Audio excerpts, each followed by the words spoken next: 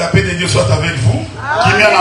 Nous allons nous mettre debout pour lire l'Écriture. Nous prenons le livre de Genèse, le chapitre 49. Genèse chapitre 49. Et beaucoup ya ibandeli molongo ya 49. Nous lisons au nom du Seigneur. Totangi na kombo na kolo. Jacob appela ses fils et dit: Yakob abeki bana na ye pe alobi. Assemblez-vous, je vous annoncerai ce qui vous arrivera dans la suite des temps. Bosangana na kotalisa bino makambo ekoya na mikolo ezoya. Rassemblez-vous, écoutez. Bosangana boyoka, fils de Jacob. Banana Yakobo. Écoutez Israël, votre père. Boyoka Israël tatana bino. Ruben, toi mon premier-né. Yo mwana nanga ya liboso. Ma force est les prémices de ma vigueur. Opikiliki bwanzoto kwa ngai. Supérieur en dignité et supérieur en puissance. Yoleki na bozali pe na nguya. Impétueux comme les eaux. Tu n'auras pas la prééminence, car tu es monté sur la couche de ton père. Et tu as souillé ma couche en y montant. Maintenant, une autre écriture dans le livre de Deutéronome. Deutéronome chapitre 33. Lisons au nom du Seigneur. Que Ruben vive, qu'il ne meure point, et que ses hommes soient nombreux. Que Dieu bénisse la lecture de l'Écriture. Beaucoup plus son explication. Nous pouvons nous asseoir.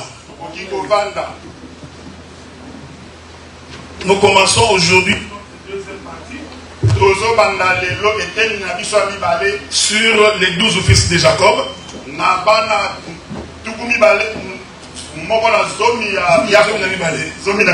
mieux interpréter, hein? Vraiment. Donc, les 12 fils de Jacob. Je vous dis que nous parlerons sur la prophétie. Je voudrais vous demander de faire très attention. Parce que les premières fois, nous avions parlé sur la naissance. Mais aujourd'hui, nous parlons sur la prophétie. Alors je voudrais vous demander de faire très attention. Je sais qu'il y a des gens qui sont fatigués à cause de la fête d'hier. Et puis moi, c'est depuis jeudi que je ne me sens pas bien. J'ai toujours compris que chaque fois que je veux commencer un enseignement, il y a toujours les diables qui me cherchent des problèmes.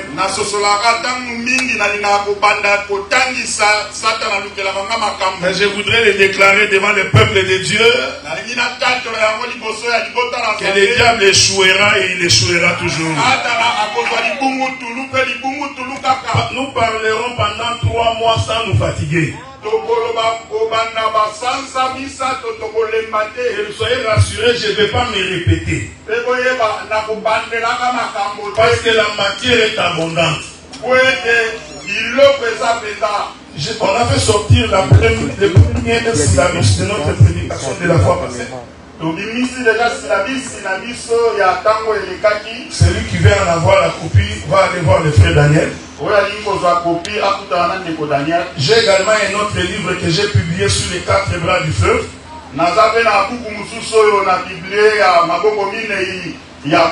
Celui qui veut en avoir la copie pourra aller voir le secrétariat également. Et après ces 12 fils de Jacob, je publierai encore. Laisse-moi rappeler que dans la Bible, il est question de notre Seigneur Jésus-Christ. La prédication et l'enseignement n'enseigne rien d'autre que les mystères du royaume. Laisse-moi rappeler au peuple que quand nous venons en ces lieux, Nous venons pour les royaumes des cieux.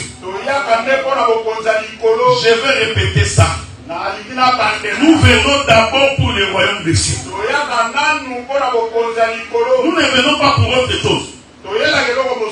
C'est pourquoi au commencement, Dieu commence d'abord par créer les cieux. Remarquez que la terre a été créée après. La première création de Dieu, c'est d'abord les cieux. Ce micro ici me fait de la peine, mais trouvez-moi une solution. Regardez, regardez. Tu peux me donner ce micro? Jésus.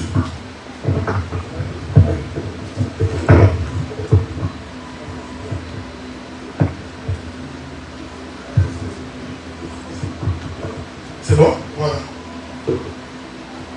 Au commencement, Dieu crée d'abord les cieux et la terre. Remarquez que c'est le premier verset de la Bible. C'est toute une prophétie.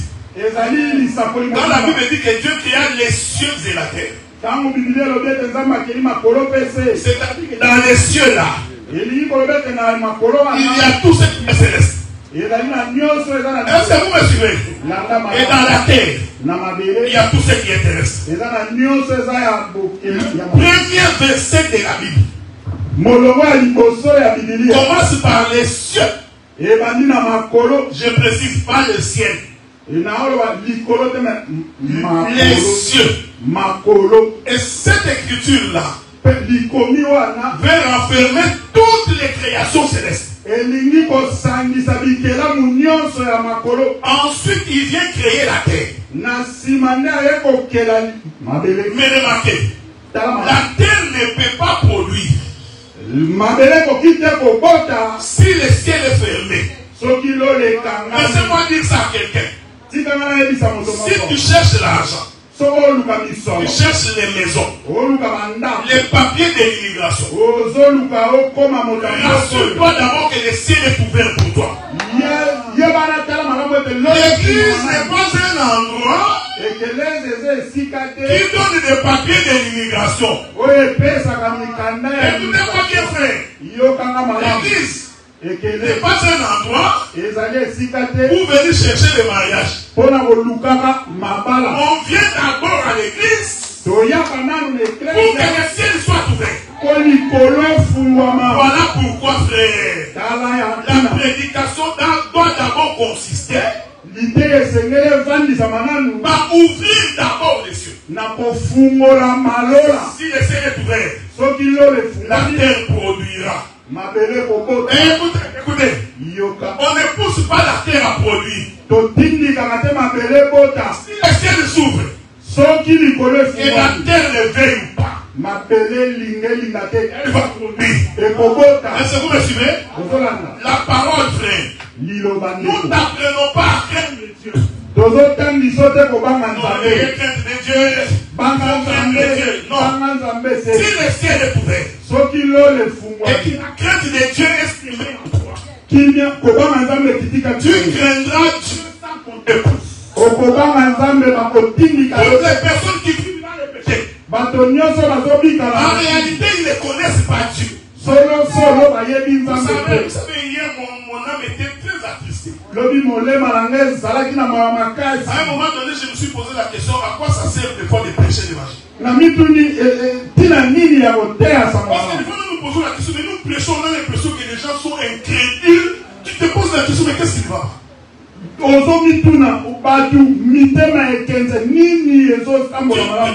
gens dans une même église, qui a mis son frère? Semblant de les regarder en croyant l'aimer, mais son cœur ne l'aime pas. Alors, je pose la question, mais pourquoi nous prions le Seigneur? Pendant ma nuit, aujourd'hui, j'ai compris une chose. Que si Dieu ne te donne pas la capacité, tu peux faire semblant devant les hommes. Quand ton cœur est mauvais, il est mauvais. C'est pourquoi on crée d'abord les cieux pour que la terre produise de la semence. la prédication, frère, c'est justement faire pleuvoir. S'il n'y a pas de pluie, il n'y a pas de semence. Écoutez, écoutez. L'église n'est pas les bureaux d'aide sociale. Ici, on ne vient pas demander l'argent. Est-ce que vous me suivez, frère? Ne viens pas ici à cette église-là. Quand on finit de prêcher, ils vont nous donner l'argent pour les transports. Nous venons d'abord pour le royaume des cieux. Écoutez, frère. Les gens à qui on donne des biens matériels vont s'attacher aux choses matérielles. Pour les jours où ils n'ont pas ce qu'ils ont, ils vont partir. La Bible le dit. Jésus dit le pain. Les gens ont mangé, non? Beaucoup ont mangé. Demain ils sont arrivés encore parce qu'ils pensaient qu'ils vont encore avoir des pains. Jésus leur dit, celui qui ne manque pas la chair ne boit pas les morceaux, ne peut pas hériter le royaume. Les gens qui étaient venus pour les biens matériels, ils ont abandonné Jésus. Jésus se retourne. Il dit le fou. Pourquoi vous n'êtes pas parti? Pierre prend la parole. Il dit, tu n'as pas compris Dieu. Nous sommes ici pour les paroles de vie. Non, soit béni celui qui vient ici pour la gloire du Seigneur. Celui qui vient pour la parole est béni de la part du Seigneur. Écoutez, Abraham entre en Égypte. Il croise Pharaon. Pharaon était un homme élevé. Un homme puissant. Il avait des biens matériels. La Bible dit, Abraham bénit Pharaon. Je vous pose la question. En quoi Abraham avait béni Pharaon? Parce que Pharaon sur le plan matériel Abraham. Abraham offre la bénédiction. Ce n'est pas ce que vous croyez. L'ange vient croiser Marie. Il dit, Marie, tu es bénie de toutes les femmes sur la terre. Cette femme-là, on dit qu'elle est bénie, va accoucher dans une bergerie. Si c'était toi, tu allais dire non. Comme un homme béni va aller accoucher au milieu des animaux. Quand on entre dans la maison de Marie avec Joseph, on ne trouve que des escabeaux parce que son mari était menuisier. Est-ce que vous me suivez? La femme bénie là, son mari était un menuisier. Amen. Frère, on ne peut pas contredire l'écriture. L'écriture dit, il ne peut pas y avoir beaucoup de riches au milieu de vous. C'est la Bible, frère. Frère, vous devez être des millionnaires. Vous ne devenez pas tous des millionnaires. C'est contredire la Bible. Dieu va les élever. Ils seront des millionnaires. Pour que nous les indigents, on vient de vous demander l'argent. Ça c'est l'écriture. C'est pourquoi que venez, vous deviendrez des millionnaires. Là tu verras tout le monde. Amen. Tu vérifies la vie de ces gens-là. La Bible ne peut pas se contredire. La Bible dit, il ne peut pas y avoir beaucoup de riches au milieu de vous. Mais ce qui nous suffit, Paul a dit ça. Si j'ai à manger, si j'ai à me vêtir, j'ai là où me loger, cela me suffit, frère. Je ne cherche pas au-delà. Oh, David avait dit ça, frère. éternel Dieu, ne fais pas de moi un homme trop riche. L'homme selon le cœur de Dieu. Toi là, tu n'es pas dans la Bible. Mais David est dans la Bible. L'homme selon le cœur de Dieu. Il dit éternel Dieu. Ne fais pas de moi un homme riche. De peur que je puisse m'enorgueillir. Et je dis ce qui est Dieu. Mais il vient encore, il dit, ne fais pas de moi également très pauvre. Ma prière est la suivante ce matin. L'Éternel te donne le pain quotidien. Ce qui te suffit pour manger et boire. Et vivre la parole. Ne vous affectionnez pas aux choses du monde, frère. Parce que c'est diabolique et satanique. Est-ce que vous me suivez, frère? Écoutez, Elisabeth croise Marie. Il dit Marie, tu es bénie. Ah, pourquoi?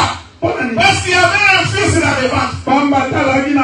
Celui qui est béni, c'est celui qui a le fils. Je peux manquer l'argent, frère. Je peux manquer le mariage. Je peux manquer les papiers. Mais si j'ai le fils, ça me suffit, frère. Le mariage n'est pas une finalité. Est-ce que vous me suivez, frère? Il y a des gens qui ont reçu les papiers le matin. Les soirs, ils sont morts. Nous l'avons enterré avec son papier de Canada. Attachez-vous aux choses du royaume. Quand vous venez à l'église, venez pour le royaume des cieux. Et le royaume des cieux veut dire des hommes convertis. Écoutez, frère, péché n'est pas seulement l'impunité. La haine est un péché. Et moi j'ai toujours dit ceci. Celui qui a la haine, en tout cas j'ai parié qu'il est sorcier. Parce que la haine vraiment c'est la sorcellerie. La haine t'empêche d'aimer ton frère. Tu ne veux pas le voir prospérer. Tout ce qu'il fait, tu ne vois qu'il est mauvais côté. Tu ne vois pas le bien qu'il a fait. C'est la haine, la jalousie. Les jaloux n'hériteront pas le royaume des cieux. Et les impudiques aussi. Les tourelles des femmes n'hériteront pas le royaume des cieux. Frère, en ce qui concerne les péchés, nous ne ferons jamais de la compromission. Donc s'il faut que nous nous séparions, si tu veux partir, parce qu'on t'a dit que la vie que tu mènes est mauvaise, la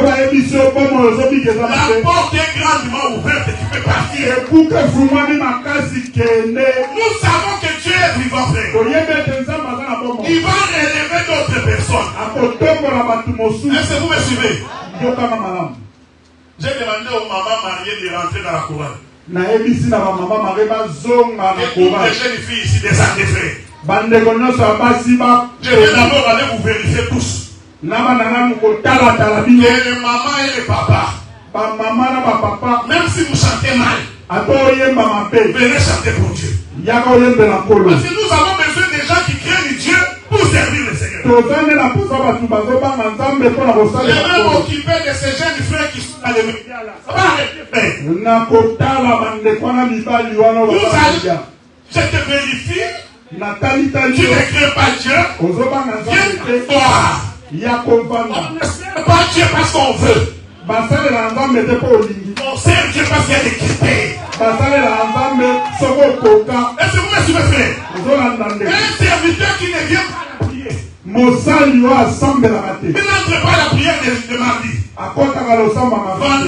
vendredi, et tu sois chantre, et tu sois quelqu'un de média, et de protocole, je vais te faire asseoir.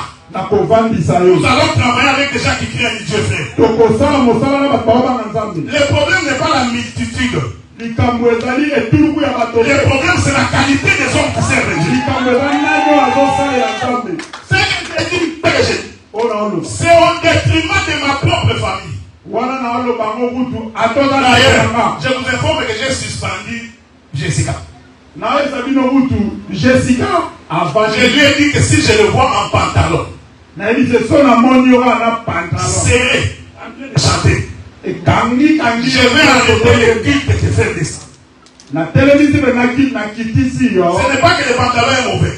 Mais la manière dont vous commencez à porter les pantalons, on commence à vous poser un problème de doctrine. Est-ce que vous me suivez, frère? Moi, le docteur Adela, même si c'est ma femme, rassurez-vous, frère. Je ne fais pas la part des choses. Quand lui prend le couteau,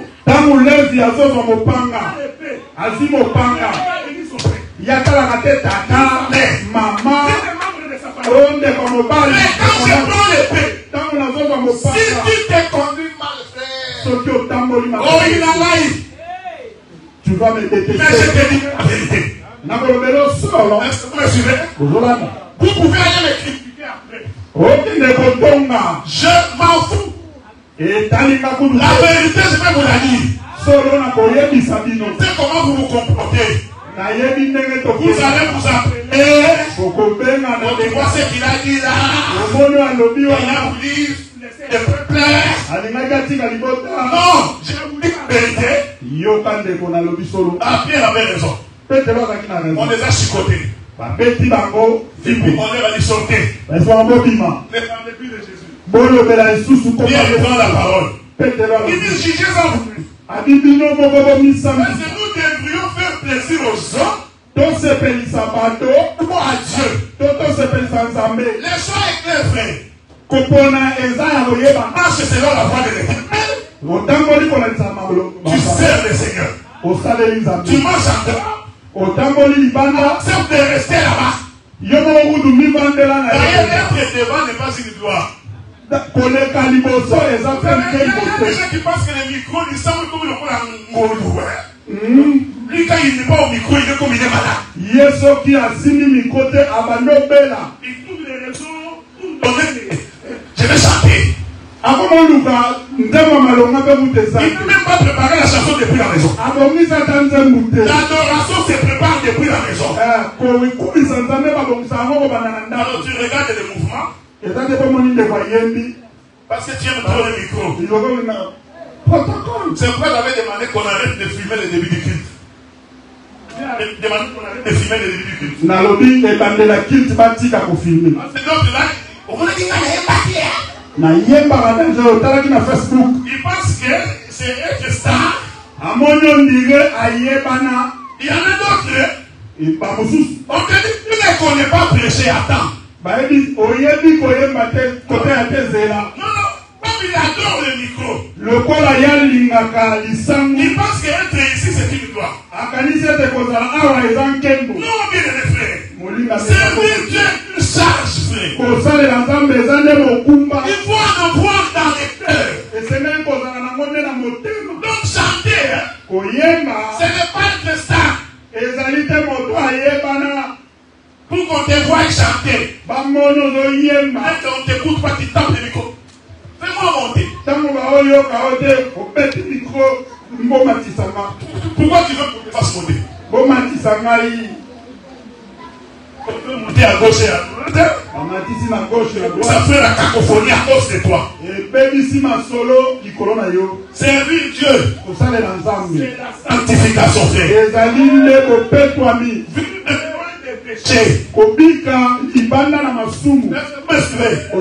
Ça, c'était mon introduction.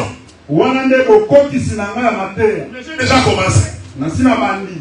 Et attends parce que j'ai 3 mois. Regardez, frère. J'avais beaucoup de choses à vous dire, mais je suis en train de me réserver. Dieu bénit Jacob. Jacob est béni. Maintenant il sauve. Tababini. Il avait Alain est là côté. Est-ce que vous suivez? Il devient domestique chez son beau-père. Il y a commis boy et pas il y a bokilo na.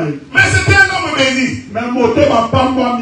Et je vous informe que ce ne sont pas les biens matériels. Il y a un danger qui vient d'être glissé dans l'église aujourd'hui. Les enseignements ont changé de sens. Et ça commence à donner aux gens beaucoup plus le goût du monde que de la parole. Quand on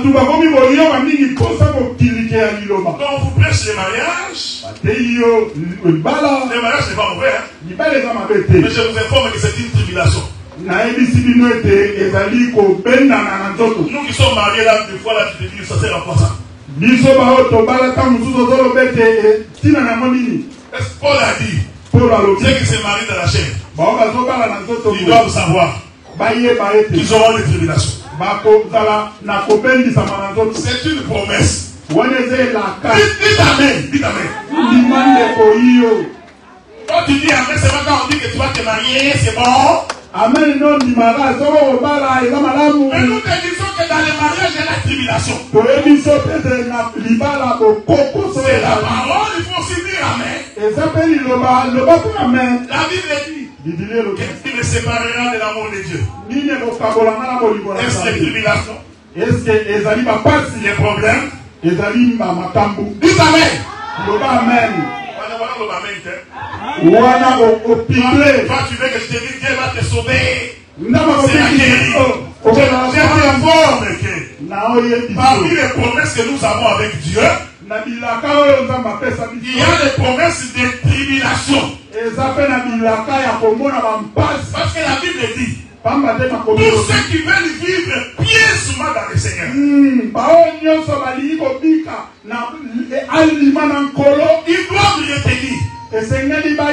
qu'ils auront des tribulations dans la chair.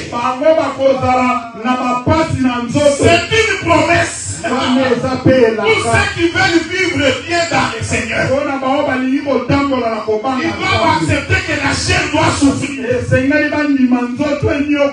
Là, tu es dans je t'informe que j'exagère. Et je crois que ceci est salutaire. Et garder dans les choses. Si tu regardes ta soeur et que tu sens la haine monter en toi, soit la raison de ce qui t'a fait, le diable est dans ton cœur. Est-ce que tu veux? Non, vous n'avez jamais bien compris les Écritures. La Bible dit, demandez au Dieu de vous pardonner, comme vous aussi vous pardonnez à ceux qui vous ont offensé. Dieu n'a pas dit Adam qui vient te demander pardon pour le pardonner. Non, ça c'est faux, mauvais enseignement. La Bible dit pardonnez ceux qui vous ont offensé. Donc si j'étais offensé, même si je suis païen, le fait que j'étais offensé, toi dans la position d'un enfant de Dieu,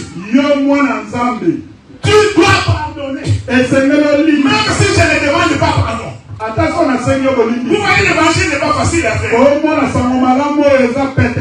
crois que c'est facile. Imagine-toi que quelqu'un m'insulte. Il me critique. Je suis au courant. Je le pardonne. Je fais comme si de rien n'était. On m'a posé la question hier. Je t'ai vu assis avec l'apôtre Franck. Est-ce que vous entendez? Je lui dis, mais parce que tu ne me comprends pas. Il n'y a rien dans mon cœur à propos de mon frère. Même si quelque chose s'est passé entre nous, je n'ai pas de place pour la haine, frère. Et la vie démontre que celui qui n'a pas la haine prospère toujours. Celui qui a la haine C'est son cœur qui souffre. Quand je comme ça, à supposer que moi j'ai la haine contre elle, je vous pose la question. Qui est en train de souffrir? C'est moi. Elle peut manger son foufou quand elle me va. Moi, mon cœur est en train de troubler. Jusqu'à ce que tu feras un AVC. Et puis tu vas dire que c'est le diable. Ce n'est pas le diable. C'est ton cœur mauvais. Est-ce que vous me suivez? L'amour prouve que tu as Dieu. Aimer quelqu'un avec ses défauts et ses qualités. Tout en ayant le courage de lui dire que ce que tu fais c'est mauvais. Mais que la haine n'habite pas en toi. Est-ce que vous me suivez? Pardonnez-vous les uns les autres. Vous hériterez le royaume des cieux. Même moi ton prédicateur, si j'étais offensé, je ne demande pardon. D'ailleurs, moi je suis très souple dans ça. Même si tu n'as pas raison. Est-ce que vous comprenez? Même si tu n'as pas raison. Le simple fait que tu m'as dit, le docteur a dit là, ce que tu m'as dit m'a offensé. Je te demande d'abord pardon. Ensuite je te dis, j'ai dit ça parce que tu as mal fait. Pour ne pas garder la haine. Est-ce que vous me suivez? L'écriture que nous avons lue dit ceci. Jacob est devenu vieux. Il appelle ses enfants. Je vais que maintenant, nous sommes en train d'entrer dans la prophétie. Jacob devient vieux. Il sent sa mort. Et comme il sent sa mort, il s'est dit, je dois donner l'héritage à mes enfants. Un vrai père, quand il commence à devenir vieux, doit appeler ses enfants et commencer à leur dire, si je meurs, j'ai 4 comptes bancaires. Voici les mots de passe de mes comptes bancaires. Voici l'argent que j'ai. Est-ce que vous comprenez ce que j'ai dit? Parce que le père doit laisser l'héritage de tous ses enfants. Mais il est plus fait que quand il devient vieux. Parce que moi j'ai la confession qu'on ne peut mourir qu'un vieillard. Moi je ne mourrai pas jeune. Je mourrai vieux, fatigué de jour. Si le monde des démons pense que je vais mourir avant mon temps, je voudrais leur dire aujourd'hui que cela n'arrivera jamais. Parce que quand tu as les promesses de Dieu, quel que soit le combat, tu ne mourras pas. Est-ce que vous me suivez? L'esprit des morts, c'est pour les gens qui ne craignent pas Dieu. Vous qui ne craignez pas Dieu là, c'est pour vous que nous prions pour que l'esprit des morts ne vous atteigne pas. Mais celui qui a Dieu, il mourra les jours où Dieu a dit qu'il mourra. Donc on peut créer des circonstances. Celui qui a Dieu, il va toujours se relever. On peut pas lui de Lazare. On enferme. Même tes frères vont témoigner. Ce n'est pas possible. Il n'y a pas d'espérance. Pour te dire, celui qui a fait la promesse est vrai. Même si les démons t'entourent, celui qui a Dieu s'en sort toujours. Voilà pourquoi on ne combat pas un enfant de Dieu. Parce que quoi que tu fasses, il s'en sortira toujours. Si tu as compris, arrête de combattre un enfant de Dieu. Tu es en train de perdre ton temps. Toi, frère, reste ici. Tu dis, je ne veux pas te voir. Pardon. Moi, c'est le docteur. Tu ne prends aucune initiative. S'il a la promesse de Dieu, nous allons lire ça. Il va tracer son propre chemin. Écoutez maintenant. Jacob appelle ses enfants. C'est l'écriture que nous avons lue. Il dit, Reuben, mon fils premier. Est-ce que vous me suivez? Il continue. La vigueur de ma force. Reuben, c'est la force du père. Je vais répéter. Le fils premier-né, c'est la force du père. Je vais descendre un peu. Vous savez, quand nous avons eu des enfants à 20 ans, nous étions encore forts. Ma fille que j'ai eue à 20 ans, c'est une fille qui ne pouvait pas me parler en me regardant en face. Parce que c'était la force du père. Mais quand je suis devenu Dieu, supposons que j'ai un enfant maintenant. À 58 ans. J'ai un enfant. Cet enfant-là, je vous dis, il va commencer à me dire, papa, tu exagères. Arrête. Papa, mais celle que j'ai eue à 20 ans. Mais celle que j'ai eue à 20 ans. Si elle essaie de me dire papa, il sentira que c'est la force de la jeunesse. Est-ce que vous me suivez? Mon fils premier-né, la force de ma vigueur. Est-ce que Jacob parlait-il de Reuben? Non! Parce que Jacob, c'est l'image du père. Le fils premier-né, c'est le Seigneur Jésus-Christ. C'est ce que Colossiens dit. Jésus-Christ, le fils premier-né de Dieu. Mais ce fils premier-né, c'est la force du père. Il est merveilleux. Jésus allait voir l'humain physique. Il n'a fait aucun combat. Même des grimaces. Non. Mais pourquoi Jacob a dit, c'est la force de mes vigueurs. Est-ce que vous me suivez? Maintenant nous regardons le véritable fils du premier-né. Un jour il marchait. Le fils du premier-né marchait. Il voulait démontrer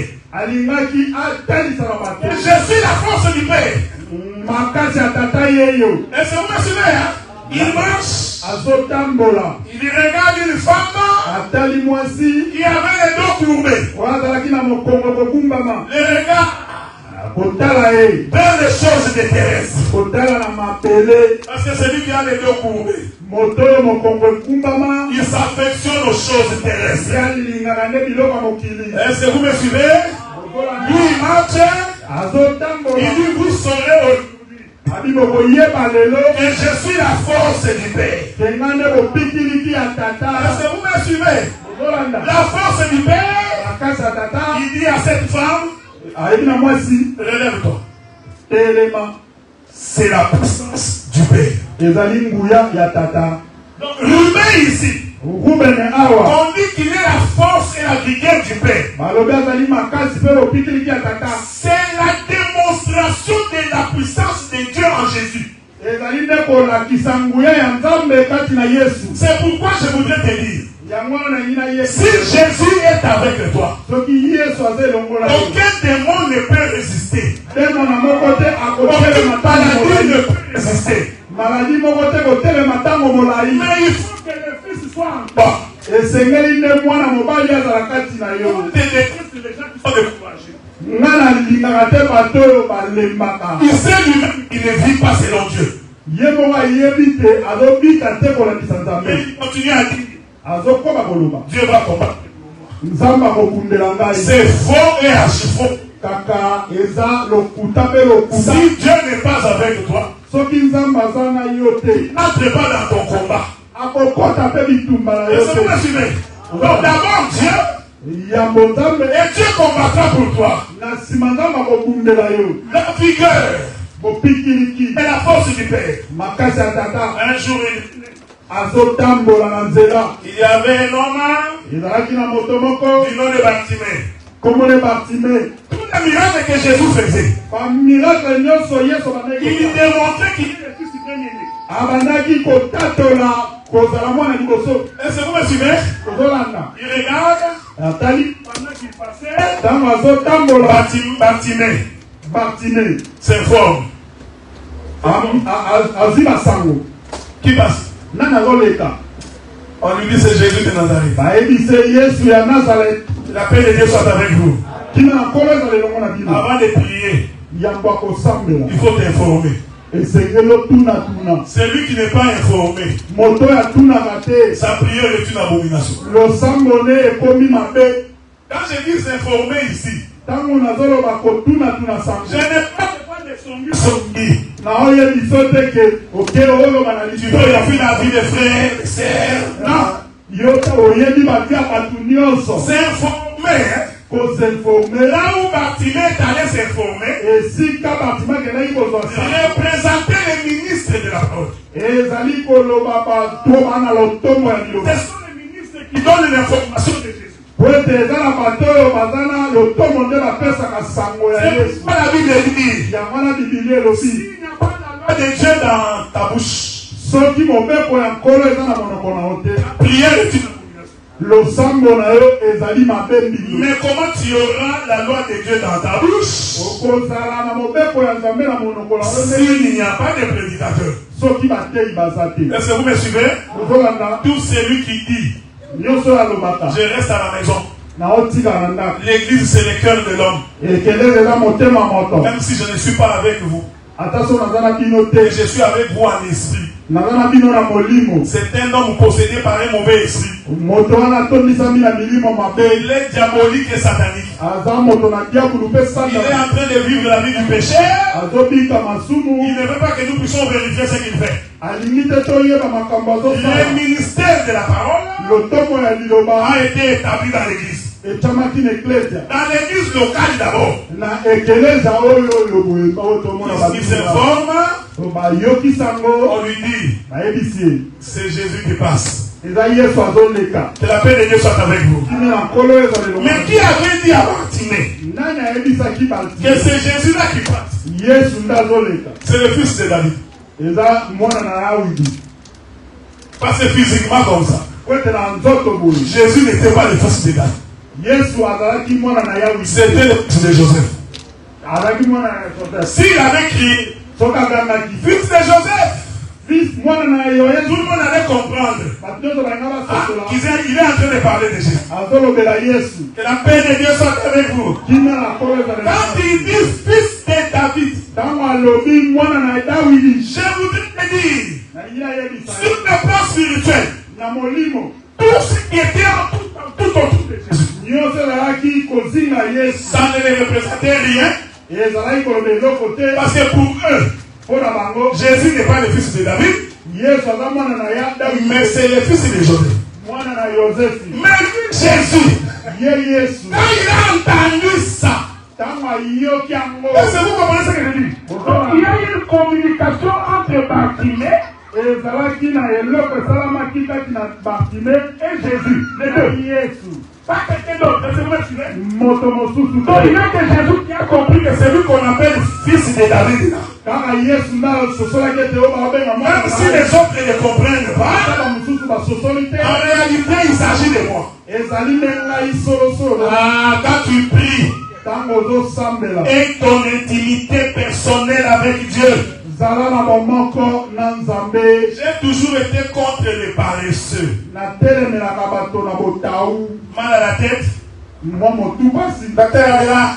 Docteur. Prie pour moi. Docteur Nzambi. Tu as mal au genou. Moi, genou. Docteur Adela. Docteur Adela. Prie pour moi. Sambela Ponangai. Tes affaires ne marchent pas. Makambozo Tamborate. Docteur Adela. Docteur. Prie pour moi. Sambela Ponangai. Vous faites de moi Bozo Salangai. comme un sacrificateur de Moïse. Lokola Motumbi Mbeka ya Moïse Mose. Est-ce que vous comprenez? Ozolanda. Jésus est en toi. Yesu azaka tina. Voilà pourquoi prie. Yangwana tina. Même si un homme prie pour toi, Ata soki moto asambeli mpo na yo. ne viens pas témoigner son nom. Koya te otatola kombo na ye. Tu vois, j'étais dans la voiture. Nazalaki na motuka. Alors j'ai appelé le docteur Adela. Nabengi docteur Là, Adela. il a prié pour moi. Asambeli mpo na nga. Ah, je suis sauvé. E na biki. Ah non, je vous dis mes frères. Na oyebisa bino Dieu est ici. Nzambe azawa. Cet homme-là, c'est un agent de publicité de son pasteur. Wana pena donc journaliste. Quand nous nous regardons, Tango totali. nous comprenons l'esprit qui t'anime. Tososola molimo oyo ezotambusa yo. Nous allons enseigner comment on donne un témoignage. Tokotangisa ndenge bapesaka Dans les témoignages, frère, na litatoli. il faut faire en sorte que seul le nom de Dieu soit élevé. Osala ete kaka kombo na Yesu etombwama. Non, notre docteur, Dokotoro na biso. quand il te pose les mains, Soka mami yo loboko. tu as les documents de l'immigration. Ozini kanda ini. Regardez-moi une fausse doctrine. Tala moboko ya mabe. Non, Te. c'est l'Éternel qui donne. Ezali nde nzambe mutapesaka. Je disais quelque part, Na banayi koloba esika moko. on était en train de chercher le roi en Israël. Bazoluka mokonzi na Israel. Pendant qu'on cherche le roi, Tango baoluka mokonzi. la Bible dit ceci. Biblia elobi boye. Saoul Saoul. était caché dans les bagages. Ya kombamaki na babagage. Est-ce que vous me suivez? Ozolanda. Le roi Mokonzi. était caché. Abombami. C'est toute une dispensation. Hein? Ezali vraiment tango mobimba. Le temps où le roi se cache. Tango oyo mokonzi azomibomba. Quand le roi se cache, Tango mokonzi akokanaki na Nzambe. il s'est humilié. Ya mikitisi. On est ensemble, non? C'est Saoul dans les bagages. Ezali Saulo amibombi. Mais après la résurrection, Kasi na sima ya lisembo. Dieu l'a élevé. Nzambe Il l'a atongoli. élevé Atongoli. et il lui a donné les noms au-dessus de tout nom. Apesi ke kombo eleki bakombo nyonso. C'est Saoul qui se met debout, Ezali Saulo atelemi. s'élève de la croix Mosala na ekulusu. pour que tous les regards soient plongés vers Saoul. Po ete bilongi nyonso etala Saulo. Ma prière est que tous vos regards Nalingi ete betaleli nyonso soient focalisés sur la personne de Jésus. etala kaka Yesu Kristo. Cela veut dire que partout où tu seras, Esika nyonso oyo tu okoza. as les regards sur Jésus. Etaleli nde etala Yesu. Chaque fois que tu veux poser un acte, Olingi osala mwa likambo. pose-toi la question. Mituna. Est-ce que Jésus va agréer ça? Est-ce que Yesu Tu n'as pas akosepela? besoin d'être ici pour qu'on te croie. Oza na posa te ozala apo tondimela Est-ce que yo. vous me suivez? Ozolanda. Il dit les humains, Alobi na nguben. tu es impétueux comme les eaux. Yo ozali bongo na makasi lokola mai. Parce que les eaux, Mai. même si tu mets baraque, Ata soki otie barage. Opekiselo. l'eau va toujours couler. Mai ekoluka kaka nzela. Est-ce que vous me suivez? En Ozolanda. d'autres termes, hein, Na lolenge tu ne peux pas empêcher l'eau okoki te kopekisa mai de continuer sa course. ekoba nzela na yango. Ah, toi, fils de Dieu, Yo mwana na Nzambe. laisse-moi te dire, Tika nga na yebisa. tu es impétueux comme les eaux. Yo ozali na nguya lokola ya mai. Aucun ennemi ne peut te résister. Monguna moko te akoki kotelemela yo. Même si on met des barrages. Ata soki batie bepikiselo. Comme tu es comme les eaux, Lokolo ozali lokola mai. tu vas te trouver un chemin. Yo koluka Oh, nzela.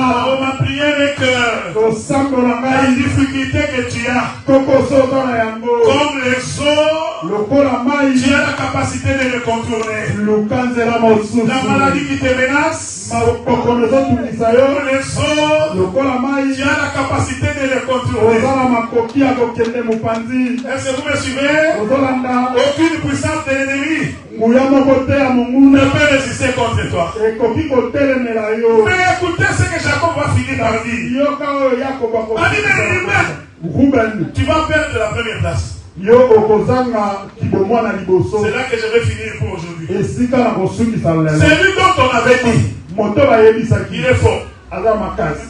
les autres. Le père continue.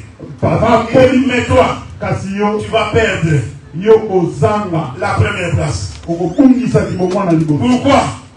Parce que tu es monté sur le lit de ton père. Je vais d'abord répéter le texte. Ensuite, je vais monter sur le lit du père. Un jour, Ruben, revenant des champs, va aller dormir avec la femme de son père, Bila. J'avais expliqué, c'est quand j'ai expliqué les 12 fils. J'ai donné le fils que Bila a eu avec Jacob. On est ensemble, non? Donc, Ruben va coucher avec la femme de son père. C'est ce que ça veut dire. Monter sur la couche du père. Je vais l'expliquer autrement. Monter sur la couche du père, c'est prendre la place qui ne t'appartient pas. Je reste d'abord comme ça. Que chacun reste là où Dieu l'a établi. Que chacun fasse selon la grâce que Dieu lui a donnée. Ne cherche pas à devenir comme le docteur Adela. Ne cherche pas à devenir comme le pasteur Marcel. Que chacun reste dans sa position. C'est pourquoi quand il y avait campement en Israël, tribu devait camper sous les drapeaux de leur tribu. C'est pourquoi dans la vie, frère, ne va pas prendre la place d'autrui. Dans la maison, c'est l'homme qui est le chef. La femme veut devenir chef. Tu viens de monter sur la couche du père. Les enfants veulent prendre la place du père. La Bible dit enfant, obéissez à vos parents. Écoutez, la Bible dit selon le Seigneur. Cela veut dire qu'on n'obéit pas pour obéir. On obéit selon le Seigneur. Si un papa te dit de haïr quelqu'un, tu n'obéis pas. On obéit selon le Seigneur. Est-ce que vous me suivez? Vous savez, il y a beaucoup de parents qui ont cette habitude-là. S'il y a un conflit avec quelqu'un, il va s'arranger que pour ses enfants également rentrent dans son conflit. Il ne va pas vous dire qu'entrer dans le conflit. Mais dans sa manière de parler, il est en train de vous infecter un démon pour que tu puisses également haïr la personne alors que tu n'as rien contre lui. Le diable se déguise en ange de lumière. Si je voudrais que Moïse vole aussi, puisse haïr Moïse. Je ne vais pas venir te dire haïr ses frères. Parce que tu verras que ce n'est pas bon. Je vais commencer par te dire. C'est fait. On ne peut pas faire ça, frère. Tous les biens que je lui ai fait, vraiment, ces frères-là.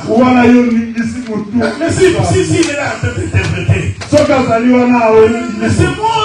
Mais si tu peux comprendre que ce frère-là, vraiment, malgré tout ça, il a appelé la soeur telle. Il a parlé le mal de moi. Maintenant, tu as pitié de moi, Moïse. Il est mauvais, hein? Pourquoi il t'a Moïse? C'est l'œuvre du diable. En fait, il vient d'infecter le frère Moïse. Pourquoi vous trouvez dans les églises des groupes de gens? Tel n'aime pas tel. Hier, dans le mariage d'Aurélie de Dixon, Fallon n'était pas là. Fallon doit être mauvaise. Vraiment, on est en train de t'infecter un venin Toi tu sors maintenant. Docteur est là. Docteur. Non. Ça va faire Fallon. Et voilà, pour moi la présence au thème. Voilà mon pagano. C'est voilà mon pagano. Est-ce que vous comprenez ce que je dis? Mais Dieu réagit comme ça. C'est ça la manière. C'est pourquoi la Bible dit. S'il est possible. Ne parlez que les biens de vos frères. Leur mal, allez leur dire personnellement. Parce que quand tu dis à quelqu'un d'autre que cette soeur-là ne peut écouter que tel, tu es en train d'infecter notre serviteur. Est-ce que vous me suivez? Celui qui était impétueux, fort, va perdre la prééminence. Je voulais dire ceci. Quand tu pêches, tu viens de perdre la primauté. Chaque fois que tu commets un péché devant le Seigneur, tu viens de perdre la première place. Dieu ne peut plus t'écouter. Est-ce que vous me suivez? Je voudrais attirer ton attention. Même si Ruben a perdu la première place, il est toujours le fils de Jacob. Je voudrais te dire, même si tu pêches, tu es toujours le fils de Dieu. Pourquoi? Pour éviter que tu te condamnes. Condamnation. Oh non, j'ai péché. Dans cette église-là, on ne m'aime pas. Non. Même quand tu pêches, Ruben est resté toujours le fils de Jacob. Mais il a perdu la première place. Tu pêches. Si tu es prédicateur, tu descends. Tu viens de perdre la première. Est-ce que vous me suivez? Tu chantes, tu vis dans le mauvais, suspendu. Mais tu es toujours fils de Dieu. Mais tu perds la première place. Laisse-moi dire à quelqu'un, à chaque fois que tu pêches, tu t'écartes devant la face de l'Éternel. Alors je finis par Deutéronome, là on avait lu. Ça c'est Moïse. Moïse maintenant regarde l'humain. Je voudrais dire une chose ici. Celui qui est monté sur la couche du Père,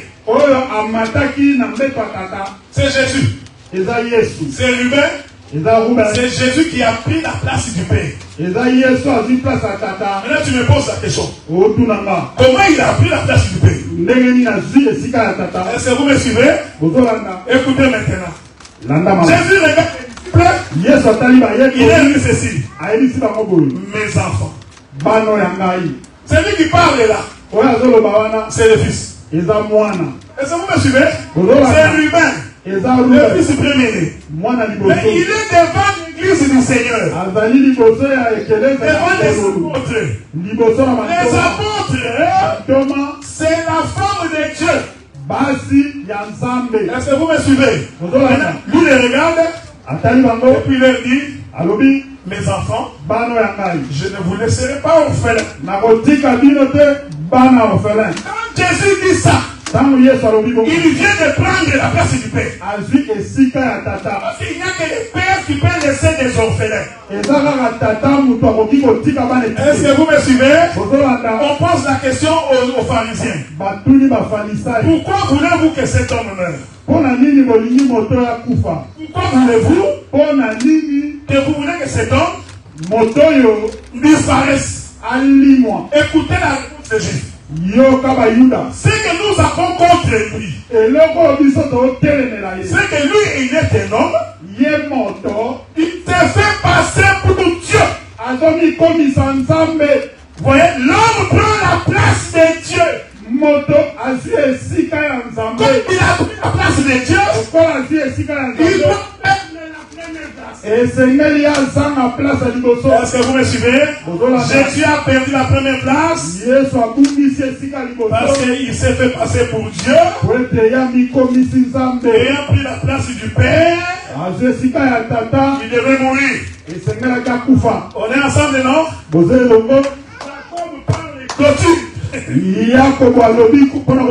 Moïse vient dans Deutéronome 33. Il appelle Ruben. Il dit Ruben, que tu vives. Toi tu ne mourras pas. Et la paix de Dieu soit avec vous, frères. Alors que Jacob avait dit, tu perdras la première place. Ruben, Moïse arrive. Il dit non. Ruben, toi tu ne mourras pas. Tu vivras. Laissez-moi dire à quelqu'un, tu ne mourras pas. Même si tu as péché, tu vivras. Pourquoi tu vivras? Parce que Ruben était l'image de l'homme et de la région. C'est pourquoi moi j'ai la confession. Un enfant de Dieu ne peut pas aller en enfer. Quoi qu'il arrive, l'enfant de Dieu ne va pas en enfer. Parce qu'il a la promesse du salut éternel. Même s'il est en difficulté aujourd'hui, même s'il a des problèmes aujourd'hui, même si rien ne semble marcher, non pas de parce qu'il a la promesse de l'éternel. Et comme il a la promesse de l'éternel, il ne mourra pas, il vivra. Donc Ruben, qui ne meurt pas et qui vit, c'est le Seigneur Jésus-Christ. On est ensemble. Mais toi, comme tu crois en Jésus, c'est là que je t'exhorte maintenant. Tu ne mourras pas. Et la foi que tu ne mourras pas. Même si tu descends dans le séjour des morts. Même si ton compte bancaire est en moins 12. Même s'il n'y a pas d'espérance en toi. Je t'informe que celui qui descend avec la promesse, il sort toujours de la fosse. Il sort toujours de la fosse. C'est lui qui a la promesse de Dieu. Ne mourra jamais. Même si tu pêches, réconcilie-toi avec Dieu. Nous ne prêchons pas la condamnation. Je ne suis pas ici pour te condamner. Je suis ici pour te dire relève la tête. Relève la tête parce que l'éternel Dieu a des promesses avec toi. Celui qui a des promesses doit faire attention sur sa manière de vivre. Est-ce que vous me suivez? Ce que je dis, je le dis aussi pour moi-même. Comme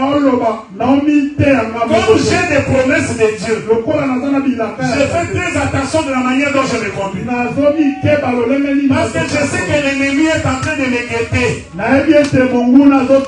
Il cherche une occasion pour m'avoir. Et je prie Dieu qui continue à nous garder. Que les gens qui attendent que nous tombions, ils vont attendre longtemps. Parce que nous avons la promesse. J'aime ce qu'on disait au Congo. Celui qui porte un plateau de œufs, il ne se bat pas. Il faut apprendre à discerner les esprits. Quand tu vois que ça là, c'est un combat que si j'entre ici, je risque de me retrouver ici. Tu discernes les esprits et tu agis calmement. Est-ce que vous me suivez, frère? Un homme de Dieu, un enfant de Dieu ne réagit pas à tout coup. Il faut voir les combats que tu engages. Regardez tout autour. S'il n'y a pas d'autres ennemis qui sont cachés derrière celui que tu vois. Il y a quelqu'un qui peut venir vers toi. Alors que derrière lui, il y a toute une compagnie. Il faut l'observer et laisser tomber dans son propre piège. Celui qui a la promesse de Dieu. Fais attention. Tu fais l'œuvre de Dieu. Tu la fais bien. Fais attention. Observe. Discerne. Réagis si Dieu te dit de réagir. Est-ce que vous me suivez? Un verset. Et nous allons bouger après les chants. Un verset.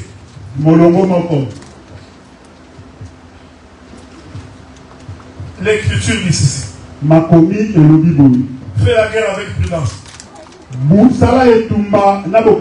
Quand tu veux faire la guerre, fais-la avec prudence. C'est-à-dire il faut avoir le discernement des esprits et savoir est-ce que ça vaut la peine ou ça ne vaut pas la peine. Parce que tu risques des fois de perdre un combat que tu peux gagner. Ruben n'a pas contesté son père. Non, pourquoi tu m'as fait perdre ma place? J'étais toujours avec toi. Seulement pour ça, tu ne veux plus de moi. Non, Ruben avait compris.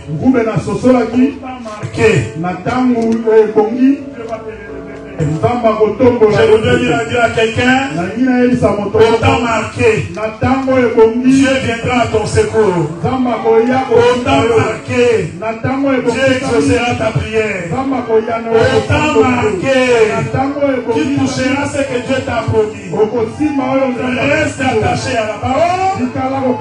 Crois au Seigneur Jésus-Christ. Et le peuple acclame le nom du Seigneur.